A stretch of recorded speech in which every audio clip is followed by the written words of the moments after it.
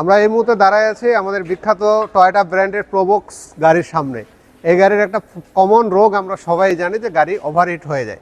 সেভাবে এই গাড়িটা একটা ওভারহিট হয়ে গেছে, বিদায় আমাদের হচ্ছে এটা হেডের কাজ করার প্রয়োজন হচ্ছে।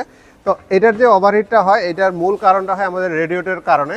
আমাদের যে রেডিয়েটরটা আছে, সেই রেডিয়েটরের যে সাইজটা আছে, এই ইঞ্জিন এবং এটাকে কুলেন করার যে তার পাওয়ারের ব্যাপারটা আছে, সেইটাতে হচ্ছে একটু বাধার সৃষ্টি হয় এবং হচ্ছে সাইজে এটা ম্যানুফ্যাকচারিং ফল্ট আমরা বলতে পারি। সাইজে ছোট হওয়ার কারণে এই গাড়িগুলোর বেশি ওভারহিট। এই গাড়িগুলোর একটা কাজ করি যে অনেক সময় নর্মাল পানিটা ব্যবহার করি, যদি এই গাড়িতে আমাদের রেডিয়েটরটাই দিয়ে দিচ্ছে ছোট, তারপর কুলেন্ট সিস্টেমের একটা ইস্যু আছে আর এই গাড়িগুলো প্রচুর ওভারহিট হয়।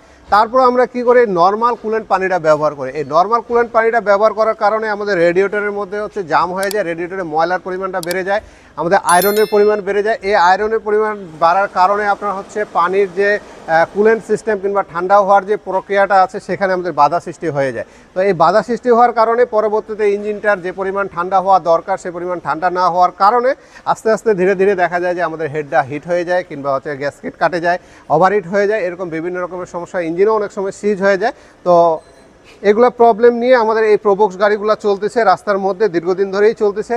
আর যারা প্রোবক্স গাড়ি চালাচ্ছেন ওনারা চেষ্টা করবেন রেডিয়েটরটা কমপক্ষে 1 বছর পর পর একটু সার্ভিসিং করে নেওয়ার, পরিষ্কার করে নেওয়ার, আর পারলে কুলেন্ট পানি ব্যবহার করবেন। তাহলে আপনাদের হয়তোবা এই যে প্রবলেমটা আছে ওভারহিট হয়ে যাওয়ার, এটা কিন্তু কমে যাবে অনেকটা বলা যায়। আর এখন কিন্তু বর্তমানে এই প্রোবক্স গাড়ির কিন্তু ইঞ্জিনগুলো আগে যেভাবে সস্তায় পাইতাম আমরা, এখন কিন্তু অনেকটাই দাম বেড়ে গেছে এবং হচ্ছে মার্কেটে এটার যে দামটা আছে এটা কিন্তু এখন মোটামুটি টয়োটার যে আপনার প্রিমিয়াম এক্সিও গাড়িগুলো চলে আসে সেগুলোর কাছাকাছি কিন্তু আপনার দামটা চলে আসে। এই জন্য আমরা একটু ইঞ্জিনগুলোকে ভালো রাখার জন্য রেডিয়েটর দিকে লক্ষ্য রাখবো।